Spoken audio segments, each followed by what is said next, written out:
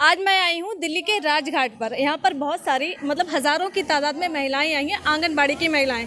आइए पूछते हैं इनकी डिमांड क्या है। हाँ जी मैम। हाँ जी मैम, आज आप यहाँ पर क्यों आई हैं? मैम, हम आशा वर्कर्स हैं और स्वास्थ्य की पहली कड़ी है हम, जबकि हम लोगों की सेवा करते हैं और हम खुद ही बीमार हैं, तो हमें भी उतरना पड़ा रोड पे, क्योंकि हमारा काम दिन प्रतिदिन इतना बढ़ता जा रहा है कि जिसकी कोई हम हद नहीं कह सकते। हमें दिन रात इतना काम दिया जा रहा है। पहले तो हमारा ये था कि चलो हम गर्भवती महिलाओं को देखना है, बच्चों को टीकाकरण करवाना, अस्पताल तक जाना, यही हमारा काम था। मगर अब इतना काम बढ़ चुका है कि अभी जून से लेकर के और आज सितंबर आ गया, हम अपने घर में बैठ नहीं सकते, अपने बच्चों के साथ बात नहीं कर सकते, अपनी फैमिली के लोगों को नहीं देख सकते हैं, क्योंकि कभी हमारे को एल्बेंडाजोल दे दी जाती है, कई सिरप दे दिया जाता है, कई टैबलेट दे दी जाती है बांटने के लिए। क्या ये हमारा ही काम रह गया क्या? ये डिस्पेंसरी से क्यों नहीं डिस्ट्रीब्यूट होती? तो ये सारा काम हमारे ऊपर क्यों थोपा जा रहा है? और जितना काम मिला है हमें सिर्फ इंसेंटिव बेस पे रखा गया। क्यों? अगर आप हमारे को इंसेंटिव बेस पे रखते हो तो उसका इंसेंटिव भी उसी के अकॉर्डिंग दो कि हम अगर पूरा दिन काम करते हैं तो एक मजदूर की भी तनख्वाह पूरे दिन की 550 रुपये, तो कम से कम हमें भी पूरा हक मिलना चाहिए, हमें भी 550 रुपये पर डे का मिलना चाहिए। जबकि ऐसा कुछ नहीं है। अगर हम जाकर के प्रतिदिन अगर हम 100 बच्चों को आयरन सिरप पिला रहे हैं, तब जाकर के हमें कहीं उसका 100% कवरेज हो जाएगी, तब जाकर के हमें 100 रुपये मिलेगा। तो क्या हमारा 50 पैसे, क्या 25 पैसे पर दिन का हमारा पड़ रहा है? क्या हम इसी लायक रह गए हैं? जबकि सरकार ने हमारे को स्वास्थ्य की अहम कड़ी आशा को बताया है। अगर आज पोलियो मुक्त भारत बनाया तो इस आशा ने बनाया है। अगर आज जो कोरोना को ख़त्म किया है जगह जगह जा करके, तो इस आशा ने किया है। वो इस कड़ी में अहम है। क्यों है? क्योंकि डॉक्टर्स वहाँ पे अपने कैबिन में बैठते हैं, एएनएम्स अपने कैबिन में बैठती है, और एक आशा ऐसी है कि मरीज के साथ जा करके और उसको कहते हैं ये आपकी टैबलेट है, ये आपका ऑक्सीमीटर है, आपको ऐसे करना है, वैसे करना, उसके खान पान की, उसकी सारी व्यवस्था के बारे में आशा ध्यान रखती है। आशा के लिए सरकार कुछ नहीं सोच रही। इस महंगाई के टाइम में हम ये चाहते हैं कि सम्मान वेतन और सम्मान कार्य हो। कम से कम जितना एक न्यूनतम वेतन आपने तय किया है, तो आशा को भी उतना मिलना चाहिए। हमारा वेतन कम से कम 18,000 रुपये होना चाहिए। हमारी यही मांगी है। आप कुछ कहना चाहते हैं? हम लोग ये काम करते हैं तो फिर भी हमें वेतन नहीं मिलता है ढंग से। तो किस सरकार की वजह से आप सड़कों पर हैं आज? दोनों सरकारों की तरफ से, राज्य सरकार, दोनों सरकार, केंद्र सरकार। उनका नाम लीजिए, पूरा नाम बताइए। मोदी सरकार और केजरीवाल सरकार। मोदी सरकार ने 2017 में हमारे 1500 रुपये बढ़ाए थे, आज 2021 आ गया है, उसमें से हमारे को कुछ भी नहीं मिलता है। अगर पीठ थपथपाई जाती है तो मोदी जी की थपथपाई जाती है, अगर पीठ थपथपाई जाती है तो केजरीवाल जी की थपथपाई जाती है। जबकि सच्चाई ये है कि नीचे आशा काम करती है जब इनकी पीठ थपथपाई जाती है। लेकिन मैडम, मोदी के जो भक्त हैं वो तो ये कहते हैं कि मोदी जी ने बहुत रोजगार दिया है, बहुत रोजगार दिया है। हाँ जी, बिल्कुल दिया होगा मोदी ने रोजगार। हम कब मना कर रहे हैं? मगर रोजगार तो यहाँ दिख रहा है। जिसको रोजगार मिल रहा है और उसको रोजी ही नहीं मिल रही, तो क्या रोजगार है? मैम, हम तो बिल्कुल एक ना बेलदार होता है ना, उससे भी बदतर है। हम तो बेलदार से भी गए गुजरे हैं। आज के समय में बेलदार की भी 600 रुपये दिहाड़ी है, और हम लोग क्या हैं, हमें तो 500 रुपये मिलेंगे। अगर महीने के 500 रुपये मिलेंगे, अगर कोई काम नहीं है हमारा तो हमें केवल 500 ही मिलेंगे। अगले महीने 500 नहीं है तो जीरो बना के आशा को हटा दिया जाएगा। अच्छा, 2014 से अभी तक अडानी अंबानी की जो संपत्ति है वो 10 गुना से भी ज़्यादा बढ़ गया है, ठीक है ना? तो अडानी अंबानी के बारे में आप लोग क्या कहना चाहेंगे? मतलब आप लोगों का जो पैसा है वो किसके खाते में जा रहा है?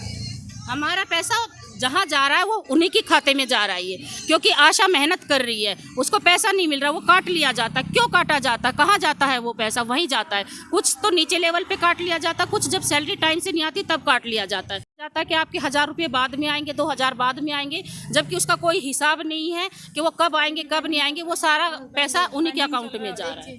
फुटकर में हमें पैसा दिया जाता है, और जैसे हमारे बंधा हुआ पैसा आना चाहिए वैसा हमारा पैसा ही नहीं आता है, और पॉइंटों पे पैसे दिए जाते हैं, पॉइंट भी कुछ हमारे काट लिए जाते हैं। अच्छा, आपके एरिया में मान लो कि जो वर्तमान सरकार है दिल्ली की, ठीक है ना, वो आते हैं वोट मांगने के लिए, या फिर भाजपा सरकार के जो लोग हैं, भाजपा के जो लोग हैं नेता, वो आते हैं वोट मांगने के लिए, तो आप सब लोग उनका स्वागत कैसे करेंगे? अपनी अपनी भाषा में जवाब देना। पास 2000 की पॉपुलेशन है, 400 घर है। अगर 400 घरों में कम से कम 4 3 12 1200 वोटें हैं, ठीक है ना। तो एक आशा की 1200 वोटें खरी हैं, तो अगर हम उनको आगे लाएंगे तो 1200 वोटों को एक आशा ला सकती है, और अगर उन वोटों को नीचे गिराएगी तो वो 1200 वोटों को एक आशा नीचे गिरा सकती है। तो सरकार इस बारे में जरूर सोच के चले कि आशा क्या चीज़ है। अगर आशा ने आज सरकार को यहाँ से यहाँ तक पहुँचाया है ना, तो आशा सरकार को यहाँ से यहाँ भी लेके आ सकती है। ये सरकार आशा की शक्ति है, ये आशा की शक्ति है ये। अच्छा, किस सरकार के लिए बोल रही हैं आप ये? मैं तो मैडम दोनों सरकार के लिए बोल रही हूँ, दोनों सरकार के लिए बोल रही हूँ। अगर आपकी मांगे पूरी नहीं होती हैं तो आप उनका अच्छे से स्वागत करेंगे, है ना? मतलब जो आपका टोटल वोट परसेंट है, जितने लोग आपके मतलब यूनिटी में हैं, जुड़े हुए हैं, आप उनको वोट नहीं करेंगे, भाजपा को और आम आदमी पार्टी दोनों को ही वोट नहीं करेंगे। वो यहीं से अंदाजा लगा लेंगे। पूरी दिल्ली में 6300 आशा वर्कर हैं, तो वो यहीं से अपना हिसाब लगा लेंगे किस हिसाब से आशा जाएगी। क्योंकि घर घर हमारी आशा की इतनी पहुंच है, सरकार को पता, घर घर आशा की इतनी पहुंच है कि अगर हम एक बच्चे को भी ये कहेंगे ना बेटा वहाँ जाना है तो वो जाएगा। अगर हम उसको मना करेंगे कि बेटे वहाँ नहीं जाना तो वो बच्चा नहीं जाएगा। वो अपनी माँ की बात नहीं मानेगा मगर एक आशा की बात मानेगा। तो समझो, सरकार ये समझ ले कि आशा अगर उन वोटों को अगर कहती है कि वो वोटें कहाँ जानी चाहिए तो वो वहीं जाएंगी। तो आशा को भी ध्यान में रखते हुए अपनी वोटों का जरूर ध्यान अभी रखें। 2 दिन पहले टीचर डे था ना, ये मत समझो कि एक टीचर ही टीचर हैं। हम आशा भी उनके लिए टीचर है जो हम एरिया में काम कर रहे हैं। वे हमारा इतना कहना मानते हैं, वे अपना आदमी का भी नहीं मानती। अगर हम उन्हें सुबह कह देना हमारे साथ आना तो वे आँख बंद करके चल देती है। अच्छा, आप लोग से एक सवाल मेरा और है कि आप लोगों ने किसको वोट किया था? सेंटर सरकार में हमने मोदी जी को वोट किया था और स्टेट सरकार में हमने केजरीवाल जी को तो मोदी जी ने राम मंदिर दे तो दिया बना के? दे दिया। मोदी जी तो झूठ बोल कर वोट ले गया। 2018 में तो सब कुछ बेच दिया। 1500 रुपए बढ़ाऊंगा, लेकिन सरकार बना के कितना बढ़ाया। अब दोबारा ऐसी गलती करेंगी वोट देने की? अभी नहीं करेंगे, अब दोबारा बिल्कुल भी गलती नहीं करेंगे। अब महंगाई बढ़ाई है, महंगाई बढ़ाई, कुछ नहीं करा मोदी ने, कुछ भी नहीं किया। एक बात बताओ, जो ये सरकार, ये जो दुनिया है जो पोलियो मुक्त हो गया एक, तो वो किसकी वजह से हुआ? आशा की वजह से ही तो हुआ है। और है आप लोगों से, सभी बहनों से, ठीक है, आने वाले टाइम में आप लोग भाजपा को वोट करेंगी? बिल्कुल नहीं करेंगे। हम नहीं देंगे किसी भी पार्टी को। अन्य में वोट डाल के आएंगे लेकिन पार्टी को नहीं देंगे। जब हम रोड पे मेहनत करते हैं तो हमें कुछ नहीं, मैडम किसी को वोट नहीं देंगे। 2014 में 400 कुछ रुपए का सिलेंडर था, आज है 885 का, 900 का मान के चलो, ठीक है ना? तो आप लोगों को क्या फायदा हुआ? कोई फायदा नहीं हुआ। पहले सब्सिडी दी जाती थी, सब्सिडी के नाम पर महंगा सिलेंडर दिया जाता था, अब वो भी काट ली जाती है। मैम कहाँ जाए बताओ, क्या करें? मोदी जी तो कह रहे थे अच्छे दिन आएंगे, हमें ये नहीं बताते ये अच्छे दिन आएंगे। महंगाई हमारी सकल इस रूप में आएंगे। हमारा तो 45,000 रुपये बने, हर आशा का 45,000 रुपये बन रहा है। वो दिवा दे हमारा, हम तो सारा कुछ कर देंगे। पहले पीछे का तो दिवा दे, आगे का जब दिवाओगे मोदी अब पहले पीछे का तो देता गुना। हॉस्पिटल ज़्यादा ज़रूरी है, यूनिवर्सिटी स्कूल ज़्यादा ज़रूरी है, या फिर मंदिर मस्जिद ज़रूरी है? हॉस्पिटल ज्यादा जरूरी है, स्कूल जरूरी है। बच्चों के लिए स्कूल जरूरी है और पेशेंटों के लिए हॉस्पिटल जरूरी है। मंदिर से ना तो दवाइयाँ मिलेंगी और ना उनको पढ़ाई मिलेगी। मंदिर में सिर्फ मंदिर में बाहर भिखारी बैठते हैं, ठीक है, अपने मन में मंदिर रखो, अंदर पुजारी बैठते, उससे हमें कोई फायदा नहीं। भगवान किसी ने देखा है कि अब तक जो पैसा लेता उठाता ये बंदे ही खाते हैं। ये बाहर हॉस्पिटल बनाओ जहाँ से दवाई मिले, बच्चों के लिए स्कूल बनाओ जहाँ से बच्चे शिक्षित हो। राम मंदिर के लिए कई करोड़ रुपए का डोनेशन आया है, कई करोड़ रुपए का, ठीक है ना? उससे आप लोगों को क्या फायदा हुआ?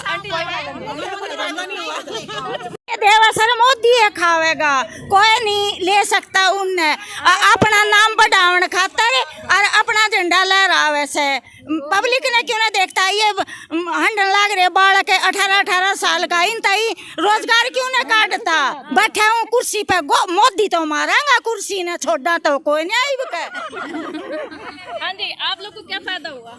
इसका तो कोई फायदा नहीं। जो करोड़ों रुपए डोनेशन आया राम मंदिर के लिए, ठीक है ना, उसमें आप आम जनता का क्या फायदा हुआ? कोई फायदा नहीं, मोदी का फायदा हुआ। मोदी का उसमें डल्लाओ खाते में पैसा मोदी खाएगा, उसको फायदा होता गया। पेट्रोल डीजल 100 के पार हो गया, सिलेंडर 800-900 के पार हो गया, और क्या फायदा होगा? और क्या फायदा होगा? तो अब जनता का ये कर्तव्य बनता है, मोदी जी ने राम मंदिर बना दिया है, अब आप सब लोग कटोरा लेके पहुंचिए।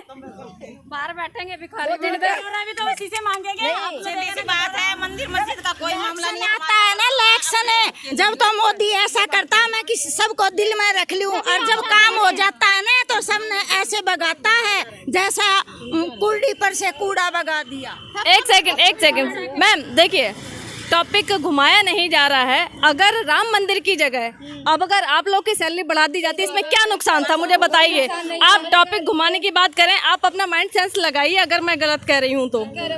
अगर वो करोड़ों रुपए आप लोगों की सैलरी बढ़ा दी जाती उसमें क्या नुकसान हो जाता? सैलरी बढ़ा दी जाती है, स्कूल बनवा दिए जाते हैं, हॉस्पिटल बनवा दिए जाते हैं। आप लोगों को और रोजगार मिलता ना, स्कूल हॉस्पिटल यूनिवर्सिटी बोलती है, आप लोग को रोजगार नहीं मिलता क्या? रोजगार मिलता है, हमारे पेट में खाना जाता है। मंदिर से क्या फायदा? कोई फायदा नहीं हुआ, कोई फायदा नहीं हुआ मंदिर से। मंदिर बनाओ सा अपना बुढ़ापा तक एक मंदिर में पढ़ूंगा जाके न मैं, ठीक है किसे जो बच्चे रोजगार हो गए हैं, आज की जनरेशन इतनी परेशान है कि उनको रोजगार नहीं है, उनके लिए रोजगार देना, अच्छा काम करे, जनरेशन भी उनको सपोर्ट करेगी। अगर ऐसा लाएगा तो मोदी को कोई नहीं चाहेगा, कहेंगे मोदी को दोबारा देखना ही नहीं चाहेंगे हम तो। मतलब आप आगे से मतलब मोदी को यानी भाजपा सरकार को वोट नहीं करेंगे? ये बोला था ना कोई रोजगार मांगेगा ना कोई खाने को मांगेगा, बस सांस मांगेगा। मोदी ने करके दिखा दिया, उन लोगों ने अपनी सांस मांगी है। जब उसमें कोरोना फैला, जब आज लोगों सांस ऑक्सीजन की कमी कर दी, उस टाइम पे सांस ही मांगी। रोजगार कौन मांगे? मत जाएंगे सब, कौन रोजगार मांगेगा? सब कुछ खत्म कर दिया मोदी ने तो अपने चला दिए दाव पेच, और आगे फिर चलाएगा। अब कोरोना कहाँ चला गया? अब कहते हैं इलेक्शन का टाइम फिर कोरोना आ जाएगा। कहाँ से आ जाएगा कोरोना? नहीं, उसको रैली करते तो कोरोना, इसको पता है कोरोना। बंगाल में इतनी रैलियां करी, उस टाइम पे कोरोना कहाँ चला गया था? क्यों नहीं करा? क्यों आने देगा कोरोना? क्यों इसके लिए आता? मोदी की वजह से कोरोना आता है, वैसे कोरोना नहीं आता। अब कहाँ गया कोरोना? अब उसको कहते हैं कि अगले महीने कोरोना आ जाएगा। पक्का को फिर उनको पता है, रजिस्ट्रेशन छोड़ते हैं या अपने कुछ करते हैं चालबाजी, इसलिए आता है कोरोना। नहीं, कोरोना आता नहीं बहन। अब कहाँ गया कोरोना? कोरोना टाइम में आशा हो गए ना 3-4 हजार रुपए तनख्वाह है, हमें पता है हमें पता कैसे हमने काम चलाया। 2-2 हजार रुपए में क्या होता है? 24 घंटे एक मरीज को देखते हैं हम। हर मौसम में जो है ना आशा वर्कर ने काम किया। ये आशा वर्कर महिलाएं हैं जो अपने हक की लड़ाई लड़ने के लिए आज सड़कों पर आई हैं। इन्हें मंदिर मस्जिद से कोई लेना देना नहीं है और इन्हें रोज़गार चाहिए। इनको जो बेरोज़गारी भत्ता है वो चाहिए। इनकी मांगें पूरी करने के लिए आज ये सड़कों पर आई हैं और इन सब की जिम्मेदार दोनों ही सरकारों को इन्होंने बताया है, आम आदमी पार्टी को, भाजपा सरकार को भी।